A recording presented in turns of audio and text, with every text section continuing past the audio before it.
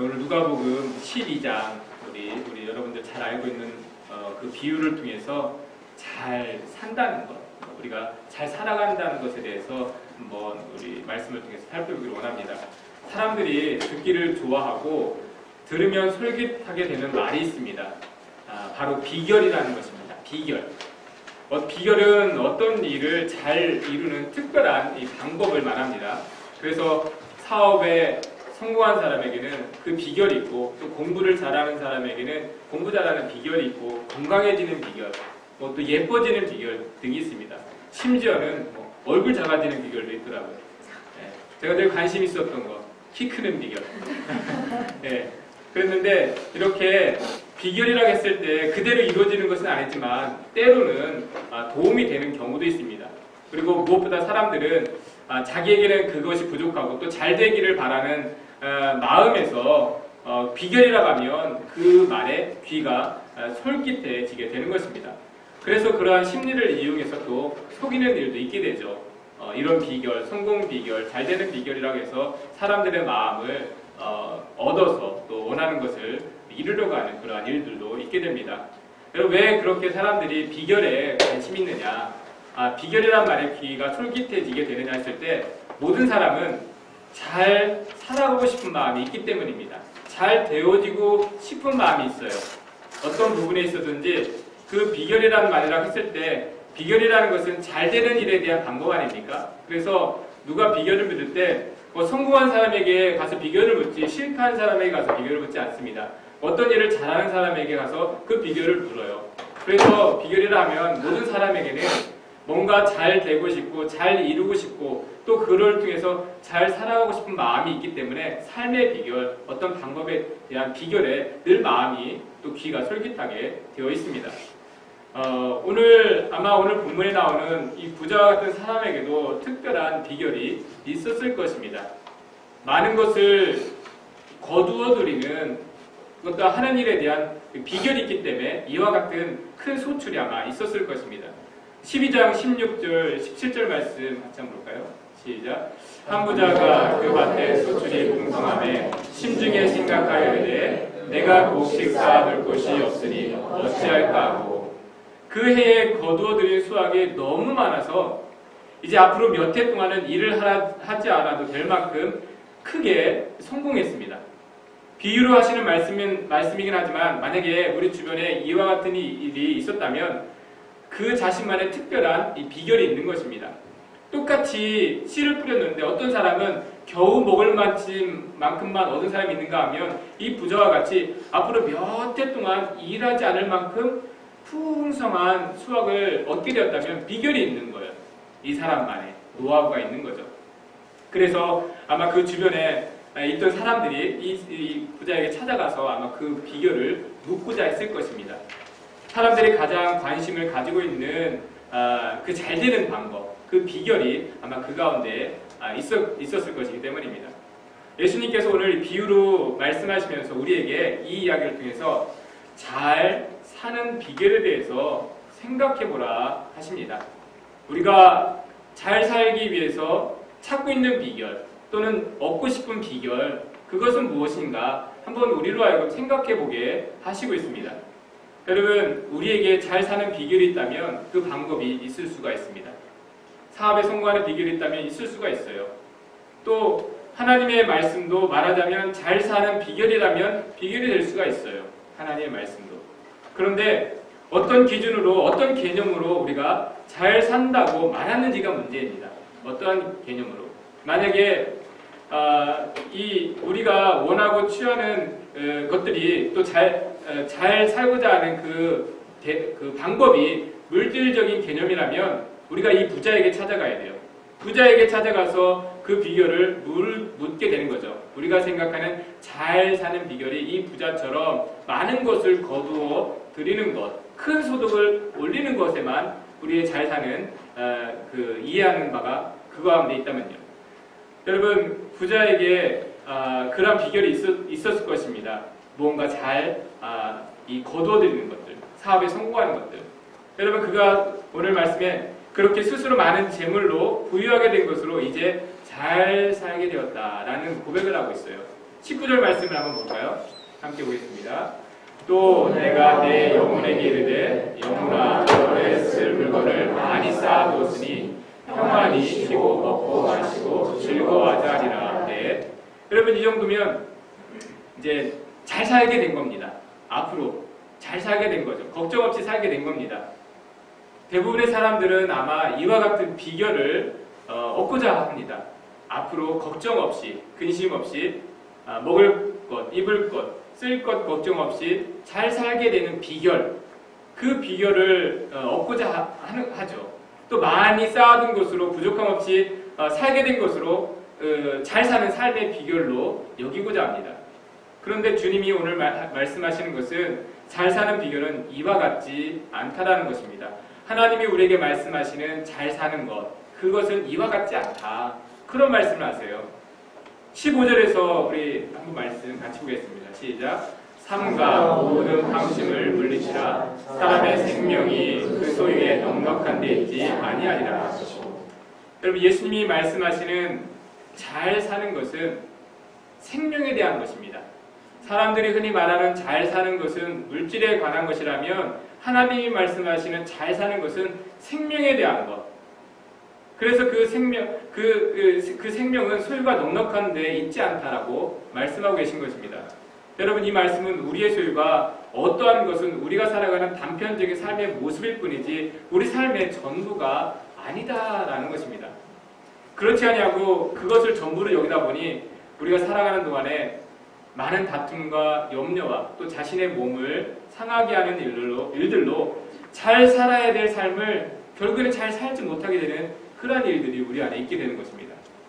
여러분 하나님은 우리가 궁핍하게 살거나 어렵게 살거나 그런 것을 원하는 분이 아니에요. 하나님은 그 누구보다 우리가 이 땅에서 잘 살아가기를 원하시는 분이에요. 여러분 그런데 그것은 환경을 의지해서가 아니라 하나님을 의지해서 잘 살아가길 원하신다는 것입니다. 그래서 하나님 안에서 하는 모든 일들이 잘 되어지는 비결이 있는 것이 아니라 하나님을 의지하는 비결이 있는 거예요. 우리 안에는. 우리가 하나님을 믿었을 때 하나님 안에서 내가 하는 모든 일들이 잘 되어지는 비결이 있는 게 아니에요. 우리는 어떠한 환경 속에서도 어떠한 일들 속에서도 하나님을 의지하여 살아가는 비결이 있을 뿐인 것입니다. 여러분 그 비결을 말하는 사람이 있어요. 바로 사도 바울입니다. 사도 바울이 빌립보서 4장 12절에서 이런 말씀을 고백하고 있습니다. 같이 한번 고백하겠습니다. 나는 비천에 처할 줄도 알고 풍부에 처할 줄도 알고 모든 일 곧 배부름과 배고픔과 궁과 궁핍에도 처할 줄 아는 일체의 비결을 배웠노라. 여러분 하나님의 사람들이 살아가는 비결이 이와 같습니다. 사도 바울이 풍요함에도 거할 줄 알고 부족함 가운데서도 살아갈 줄 아는 방법을 배웠대요. 존귀하게 여김을 받는 그렇게 살아가는 법도 알고 비천하게 여기면서 살아가는 법도 알았대요. 그래서 이게 비결이 되었다라는 것입니다. 모든 환경이 풍족하고 또 존귀하게 여김을 받는 것이 아니라 어떤 환경 속에서도 내가 살아가는 비결, 잘 살아가는 비결을 배웠다. 이것이 하나님 안에서 우리 안에 있는 비결입니다. 여러분 왜냐하면 우리를 살게 하는 것은 환경이 아니라 좋은 환경이 아니라 우리를 살게 하시는 것은 우리와 함께 하시는 하나님이시기 때문에 그와 같습니다. 어떠한 환경 속에서도 살아갈 수 있는 일체의 비결, 우리가 가지고 있는 비결이 이거 아닙니까? 어떠한 환경 속에서도 우리가 살아갈 수 있는 비결. 여러분 사도 바울이 이 말씀 이후에 13절에서 이렇게 고백해요. 내게 능력 주시는 자 안에서 내가 모든 것을 할 수 있느니라. 우리는 그 말씀만 딱 붙들고 내게 능력 주시는 자 안에서 내가 모든 것을 할 수 있다는 것을 하나님이 모든 것을 다 할 수 있게 하고 다 가능하게 하고 다 만들겠구나 그렇게 생각할 수 있는데 아니에요. 내게 능력 주시는 자 안에서 내가 모든 것을 할 수 있느니라는 말은 이 말씀이 배경이 된 거예요. 하나님이 망할 수 있는 환경 속에서 능력을 주신대요. 우리가 다른 사람들이 다 안 된다, 살지 못한다 그런 환경 속에서도 살게 하신대요. 그게 우리가 어떠한 환경 속에서도 살아갈 수 있는 비결, 능력이다라는 말씀입니다. 여러분 이 모든 것을 말할 때 예수님이 잘 사는 것은 물질이 아니라 생명에 대한 거라고 했잖아요. 여러분, 우리가 살아가는 것은, 잘 산다는 것은 생명력에 대한 것입니다. 생명력이 있으면요, 어떤 환경 속에서도 살아간다는 것입니다. 하나님이 주시는 생명력이 있으면. 여러분, 오늘날 우리가 이런 자연 환경을 봤을 때도 혹독한 이 겨울을, 아무리 겨울이 혹독해도 날씨가 어려워도 여러분, 그 시간이 지나면 언제 어느 곳에 있었는지도 몰랐던 그 파릇파릇한 새싹이 돋아나지 않습니까? 왜냐하면 이미 그 안에 환경이 문제가 아니라 생명력이 있기 때문에 그래요. 나무든 자연이든 하나님 허락하신 생명력이 있으면 겨울이 아무리 매섭고 추워도 그 생명력을 해하지 못해요. 그 가운데서 싹을 틔워내는 것. 이것이 생명력. 삶은, 살아가는 것은, 우리가 잘 살아가는 것은 생명력에 대한 것이라는 것을 늘 하나님께서 자연을 통해서도 우리에게 말씀해 주고 있습니다. 여러분, 우리 자녀들에게도 이러한 생명력이 필요하지 않겠습니까? 우리 부모님들은 할 수만 있으면 모든 환경을 만들어 주려고 그래요. 제공해 주려고 그래요. 그래서 자라는 동안에는 잘 될 수밖에 없는 환경 속에 있다 보니까 잘 되는 것 같아요. 근데 부모님이 보여주는 그 가정 안에서 잘 좋은 환경을 벗어나서 이제는 안 될 수밖에 없는 환경이 더 많은 세상으로 나아갔을 때는 견디지를 못하는 겁니다. 그 안에 환경을 의지해서 살아가게 만들었다면, 여러분, 우리 아이들에게 정작 필요한 것은 어렸을 때부터 모든 것이 갖추어져 있는 그런 환경이 아니라 생명력이에요. 하나님 안에 있는 생명력, 모든 것을 참아낼 수 있는 생명력, 부족하면 부족한 대로, 어려움은 어려운 대로도 살아갈 수 있는 생명력, 그것을 우리가 심겨줘야 하죠. 여러분, 매년 우리가 뉴스를 통해서 보게 되지 않습니까? 시험 성적 떨어졌다고, 원하는 학교에 못 갔다고, 그러면 스스로 생명을 끊는 아이들이 매년 있어요. 그것을 들을 때마다 너무 안타까워요. 왜냐하면 부모님들이, 주변 환경들이 그렇게 좋은 성적 얻고 좋은 학교에 가는 것만 잘 사는 것으로 여겨지게 만들었어요. 그러니까 시험 성적 떨어지고 내가 원하는 학교에 못 가니까 나는 이제 잘 살 수 없다 라고 여겨지는 거예요. 그러다 보니까 생명을 포기하게 되는 건 아닙니까? 여러분, 잘 사는 것은 결코 그러한 차원이 아니다라는 것입니다. 생명력이 있으면 어떠한 환경 속에서 때로는 실패하더라도 어렵더라도 살아가게 되어지는 것, 이게 하나님이 우리에게 주시는 생명력, 잘 사는 것이다 라는 것입니다. 여러분, 그래서 우리 자녀들에게 오늘 이 말씀을 한번 같이 집에서 나눠보세요. 읽게 보세요. 아이들에게 어떻게 잘 사는 것인지, 하나님이 우리로 하여금 우리가 하나님 믿는데 하나님의 잘 살게 하는 비결이 무엇인지 한번 이 말씀을 통해서 나눌 수 있는 아이들 되었으면 읽고 한번 나눠보게 하세요. 우리가 살아가는 방법은 무엇일까? 하나님 안에서. 여러분, 우리 아이들에게 말씀해 주세요. 조금 어려운 아이들, 부족한 아이들에게 괜찮다 이런 말씀을 해주시면 그 안에 생명력이, 하나님 허락의 생명력이 있고 그 말씀의 이루를 통해서 우리 아이들 어떤 환경 속에서 살아갈 수가 있습니다. 여러분, 우리는 조건을 갖추고 환경이 되어야 살 수 있다고 생각하는데, 하나님이 하시는 말씀은 하나님이 주시는 생명력이 있으면 어떤 환경 속에서도 살아남을 수 있다라고 말씀하고 있습니다. 그런데 반대로 그 생명력이 없으면 아무리 좋은 환경도 의미가 없다는 것입니다. 오늘 하시는 말씀이 그래요. 오늘 어리석은 부자의 비유가 그렇습니다. 20절 말씀 같이 보겠습니다. 시작. 하나님은 일시에 어리석은 자여, 오늘 밤에 내 영혼을 도로 찾으리니 그러면 내 준비한 것이 누구의 것이 되겠느냐 하셨으니, 이 부자가 하는 일을 잘 이루는 능력은 있었는데 생명력이 없었어요. 자기가 앞으로 평안하게 먹고 살 것은 환경은 잘 준비해 놓았는데 그 환경을 누릴 수 있는 생명은 준비하지 못했다는 것입니다. 여러분, 이것이 이 땅에서 살아가는 많은 사람들의 문제 아닙니까? 환경은 준비가 되었어요. 근데 그 환경을 누릴 생명이 준비가 되지 않았어요. 그래서 그 환경만 준비해놓고 생명력이 없어서 떠나간 사람들이 얼마나 많이 있습니까? 여러분, 우리가 생명에 대한 관심보다는 부수적인 환경에 집착하는 경우가 많이 있습니다. 그 환경이 없어서 못 산다고 여기는데 아니에요. 환경이 없어서 못 사는 게 아니라 생명력이 없어서 그것을 우리가 누리지 못하게 되는 거죠. 여러분, 그래서 21절에서 우리에게 필요한 것이 무엇일까? 21절에서 이렇게 말씀하십니다. 같이 읽어보겠습니다. 시작. 자기를 위하여 재물을 쌓아두고 하나님께 대하여 부유하지 못한 자가 이와 같으니라.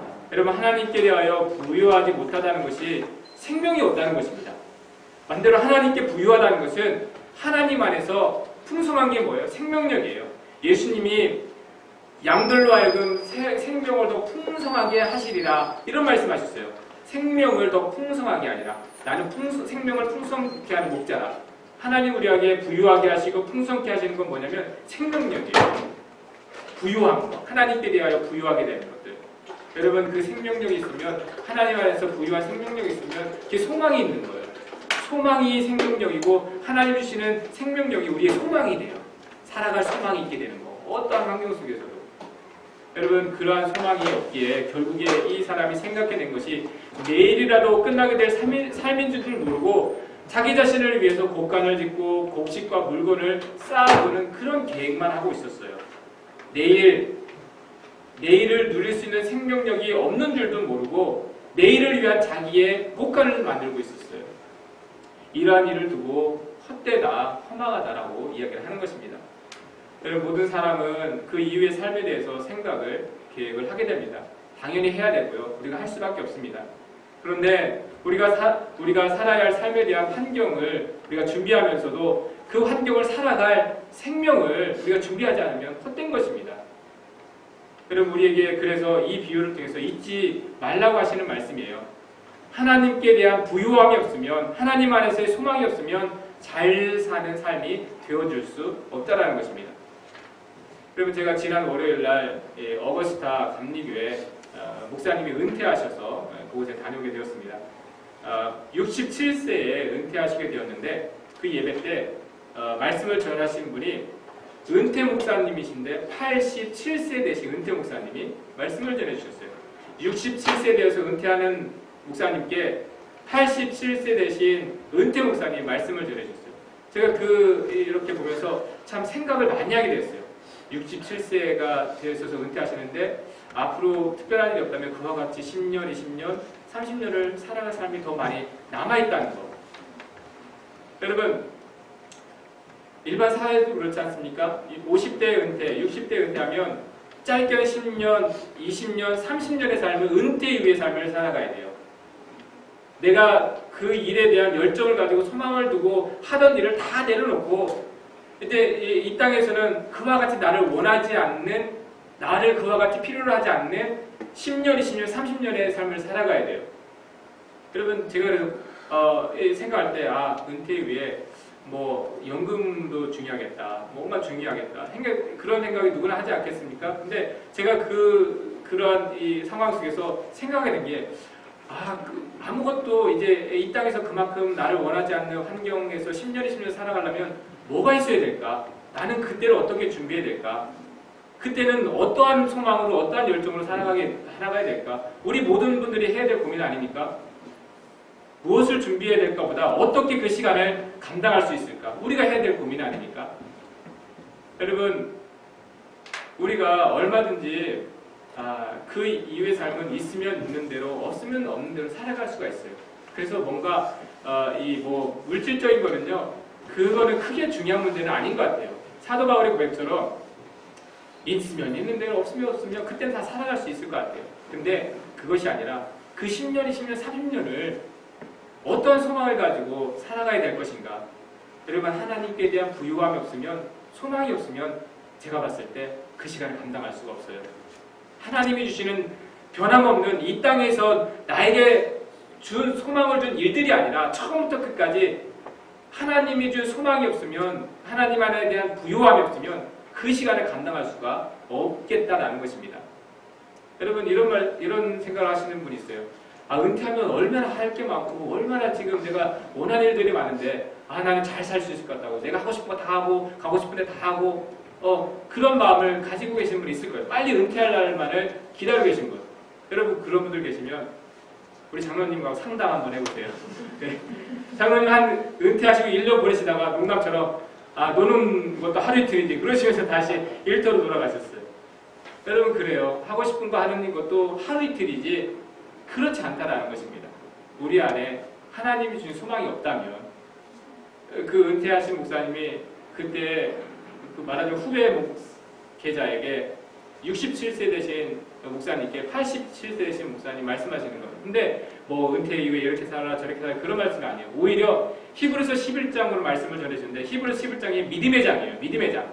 그 순간에도 결국에는 믿음으로 내가 지금까지 살아갔고 살아간다. 은퇴 이후에도 믿음으로 살아간다. 믿음이 소망이 되고 믿음이 열정이 된다. 이런 말씀을 주시는 거예요. 여러분 믿음이 있으면 우리에게 소망이 있고요. 소망이 있으면 열정이 있는 거예요. 내가 그동안 하고 있던 일을 내려놓더라도 이게 우리가 하나님 안에서 잘 살아가는 법 아닙니까? 잘 살아가는 거, 소망 있는 거. 여러분 그런데 오늘 말씀해 보니까 이 부자는 그러한 소망이 없었어요. 삶에 대한 또 다른 열정이 없었어요. 늘 한계예요. 내가 거둬들인 것으로 이제 더 이상 무엇을 이 이후에 해야 될지에 대한 그 생각이 계획이 나타날 수가 없는 거예요. 왜? 하나님에 대한 소망이 없기 때문에, 하나님에 대한 믿음의 부유함이 없기 때문에 더 이상 그 차원을 넘어서지 못하게 되는 것입니다. 여러분 결국에는 세상 사람들이 여러분 우리를 흠모하게 될 것입니다. 이 땅에서 잘 살아가는 비결로 하나님께 대한 부유함이 있는 우리를 부러워하게 될 것이에요. 여러분 믿음의 부유함으로 우리가 삶의 연수와 상관없이 소망이 가득한 그 모습으로 살아갈 때 사람들이 묻게 될 것입니다. 결국에는 우리에게 그 비결이 무엇이냐고, 그 평안한 비결이 무엇이냐고 나중에 묻게 될 거예요. 지금은 묻지 않을 수 있어요. 우리가 이렇게 매여서 이곳에 예배드릴 때 이것을 부러워하지 않을 거예요 아마. 그런데 우리가 삶의 연수와 상관없이 우리 안에 평안이 넘치고 기쁨이 있고 우리가 소망을 가지고 죽음을 두려워하지 않고 살아갈 때 물을 거예요. 그 비결이 무엇이냐고. 여러분 그때 우리가 대답해 줄 수 있어야 돼요. 간단 명료하게 하나님을 믿어봐. 하나님이 비결이다. 믿음이 비결이다. 이런 말씀을 여러분들 해줄 수 있어야 돼요. 그래서 오늘 말씀을 통해서 우리가 정말 잘 산다는 건 무엇일까? 환경이 아니라 어떠한 환경 속에서도 소망이 끊어지게 하는 그 하나님이 우리가 살아가는 삶의 비결이다 라는 고백을 하실 수 있는 저의 여러분들 되시기를 주님의 이름으로 축원합니다. 기도하겠습니다. 살아계신 아버지 하나님